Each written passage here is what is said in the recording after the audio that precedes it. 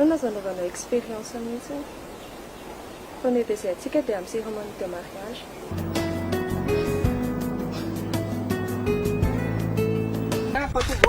nareo koa ngafanina nitovy zay tsy fananizaniza fa zay mandresy any dia tianay e. ka tovony ele nandresy teo e ay mandeha milomano atany ray atany roa amin'ny enana fitotsika dia efa tonga ty ahoany oana ty zany toranga jereny zany dia hita eo ivety io rehefa eny amin'ny andro mafana tsy azo iraisana fa rehefa asina kely an'ity glaçon ty izy na ray na roa dia zay vao mba misy azo iranana kely ary nareo na tsy lomano indray e efa nareo lahy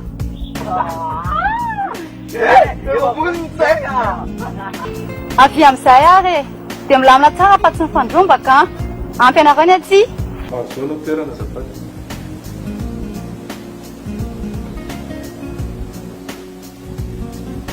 dia zay sympatia lava dina e kabovaka be ny rehefa amin'ny revenahy sy raha bizany ve la